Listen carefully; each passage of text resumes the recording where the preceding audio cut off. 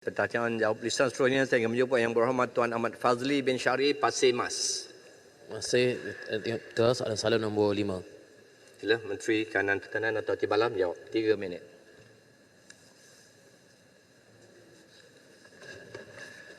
Bismillahirrahmanirrahim. Assalamualaikum warahmatullahi wabarakatuh. Salam sejahtera. Terlebih dahulu saya ingin mengucapkan terima kasih kepada Yang Berhormat Pasir Mas, orang muda, di atas soalan yang dilakukan sebentar tadi. Bagi menjawab soalan tersebut, suka saya jelaskan di sini.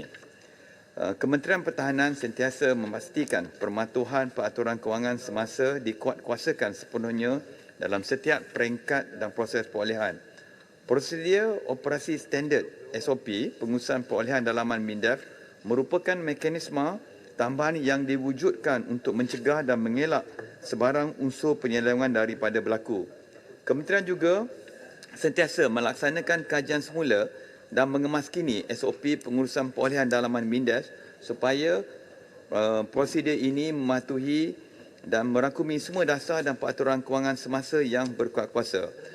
Sebagai maklumat Yang Berhormat Pasir Mas dan semua ahli Dewan yang mulia ini, pihak kementerian juga menetapkan supaya setiap permohonan perolehan aset dan kelengkapan yang baru perlu diperakukan oleh pihak pengguna ataupun user sendiri, iaitu sama ada daripada Tentera Darat Malaysia, Tentera Laut Diraja Malaysia atau Tentera Udara Diraja Malaysia terlebih dahulu sebelum proses perolehan dilaksanakan dan seterusnya dikemukakan kepada agensi pusat seperti Unit Perancangan Ekonomi yang bertanggung pada Menteri dan Kementerian Kewangan untuk kelulusan perolehan.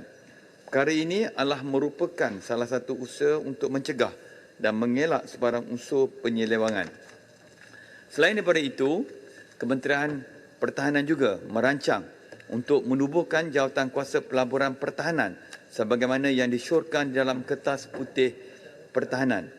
Jawatankuasa ini insya-Allah akan berfungsi untuk menetapkan dasar dan membuat keputusan berkaitan perolehan aset, khususnya bagi aset strategik yang bernilai tinggi yang memerlukan keputusan dibuat secara kolektif selain daripada mengambil kira keperluan dan kehendak pihak Angkatan Tentera Malaysia sendiri.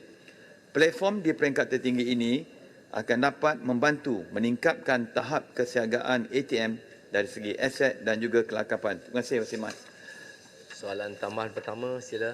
Terima kasih Timbalan Menteri di atas jawapan tadi, dan saya menyambut baik jawapan yang diberikan tadi bahawa setiap perolehan aset haruslah ditentukan oleh end user itu sendiri. Itu satu perkembangan yang baik. Tetapi sayangnya ia tidak berlaku di dalam perolehan LCS di mana TLDM sebagai end user pandangan mereka telah diketepikan dan mengambil kira pandangan kontraktor. Tak apalah, kerana itu telah berlalu dan telah disebut dalam laporan detail di dalam PAC, dan kita minta kerajaan mengambil tindakan yang selanjutnya selepas daripada ini.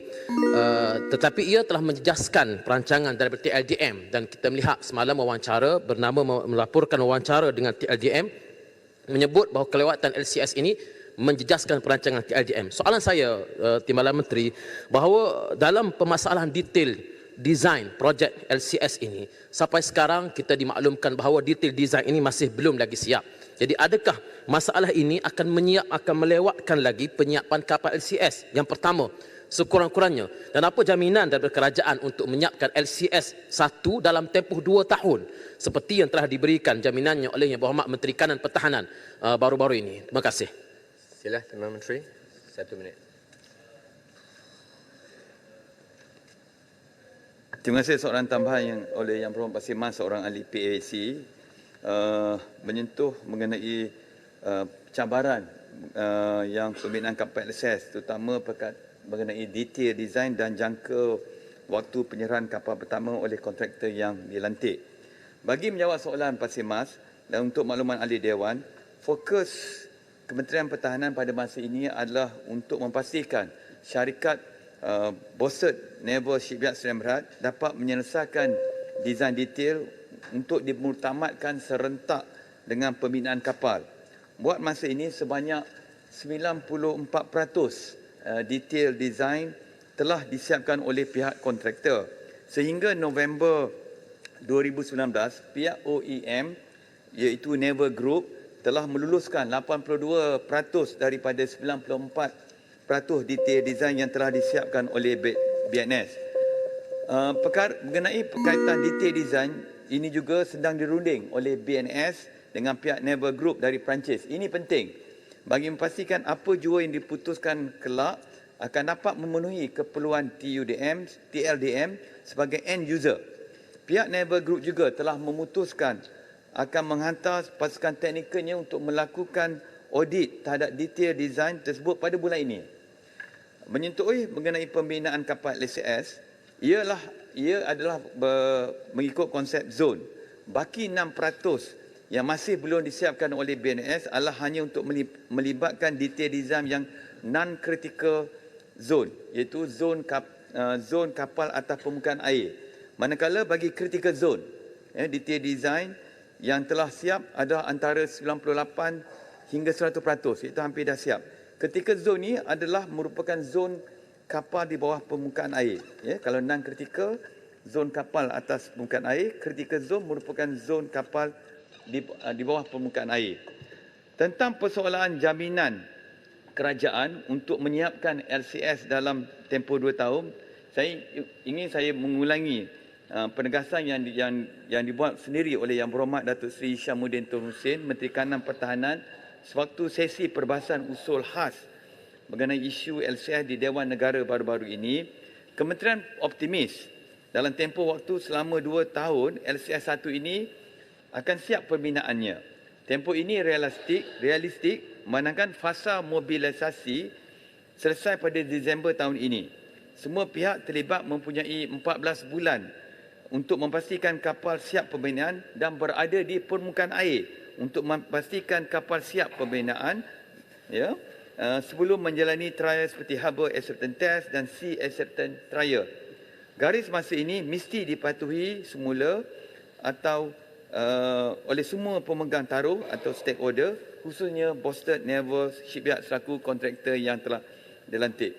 Perkara ini selari semalam Yang Berhormat Menhan ada mengeluarkan kenyataan media perkembangan terkini fasa mobilisasi projek Littoral Combat Ship. Ini dikemukakan semalam. Terima kasih, Tuan Speaker. Baik, terima kasih Tuan Menteri. Soalan tambahan kedua, saya jemput Yang Berhormat Padang Serai. Terima kasih Yang di-Pertua. Terima kasih Timbalan Menteri Pertahanan. Padang Serai bermula dengan sebuah pantun. Kapal dibeli berbilion-bilion, namun singgah tiada di pelabuhan. Keluarga ditinggal menjaga sempadan. Janji veteran bila nak tunaikan? Padang Serai minta Yang Hormat Timbalan Menteri Pertahanan menjelaskan mengenai rasional pembayaran berjumlah RM6.08 bilion yang telah dijelaskan oleh pihak kerajaan kepada syarikat Boston Naval Shipyard, tetapi tidak ada sebuah kapal yang telah disiap. Lebih buruk lagi, projek ini mengalami kelewatan selama 3 tahun, sedangkan kos pembinaan sebuah kapal LCS hanya melibatkan sejumlah RM1.7 bilion. Dengan jumlah perbelanjaan yang telah dibuat oleh kerajaan, TLDM seharusnya sudah menerima sekurang-kurangnya 3 buah kapal. Mengapa perkara ini terjadi? Di mana sebenarnya duit yang dibayar telah dibelanjakan? Mohon jelaskan. Terima kasih Datuk Yang di-Pertua. Terima kasih Timbalan dan Menteri. Terima kasih Padang Serai. Sila Tuan Menteri jawab 1 minit. Perlu juga nak jawab soalan ni. Terima kasihlah Yang Berhormat Padang Serai. Sebab Padang Serai ni saya tahu kalau dia bangun je mesti pasal veteran. Sebab dia seorang veteran. Tapi baguslah saya tahniah seorang pejuang veteran yang dalam parlimen ini. Mengenai soalan Padang Serai, okey, kenapa terjadi, mana duit yang dibayar ya? Untuk pengetahuan semua dan juga Padang Serai, Kementerian melaksanakan pembayaran berdasarkan kontrak yang termaktub. Secara ringkasnya, kemajuan pembayaran tidak dirangkaikan dengan peratusan kemajuan kerja, tetapi sebaliknya, pembayaran adalah berdasarkan aktiviti dan kontrak untuk kesemua kapal dapat dilaksanakan. tambahan pula, kontrak juga berdasarkan kepada dua mata wang, iaitu ringgit Malaysia dan euro. Oleh itu, ada pembayaran juga telah dibayar mengikut kadar mata wang euro pada masa itu. Kapal ini, untuk pengetahuan semua, dibina secara serentak untuk membolehkan kapal disiapkan selang 10 bulan antara kapal yang pertama dengan yang seterusnya. Justru kemajuan setiap kapal perlu dibayar kerana kerja telah bermula dan peralatan perlu dibeli untuk dipasang di kapal-kapal yang terlibat. Untuk makluman juga, inventory peralatan berkaitan kapal SCS dalam ruang penyematan kini sudah pun bernilai 1.7 bilion. Jadi Padan Serai, ini telah dibuktikan dan dilaporkan oleh PAC sendiri. Oleh demikian, 6 bilion yang dibelanja itu bukanlah rugi begitu sahaja. Tapi saya nak maklum kepada semualah yang ahli-ahli yang berhormat, insya-Allah Datuk Seri Syamuddin, yang berhormat Datuk Syamuddin, Menteri Kanan Pertahanan amat berbesar hati akan menjawab semua soalan-soalan lain selanjutnya mengenai kemajuan LCS ini pada minggu mendatang. InsyaAllah mungkin minggu depan atau minggu satu lagi. Saya percaya nanti penjelasan beliau akan merungkaikan segala kegelisahan semua pihak tak ada kelangsungan projek ini. Saya harap nanti bila beliau sendiri akan menjelaskan dan kita akan lebih jelas. Terima kasih. Harap sabar. Soalan tambahan. Soalan tambahan. Datuk Speaker. Ringkas je. Soalan tambahan satu lagi. Jawapan agak panjang tadi diberikan. Saya Tak ada jawapan. Melompat kepada soalan jawab lisan seterusnya. Saya ingin menjumpa yang berhormat Ayo. Muhammad Sabu. Hari pertama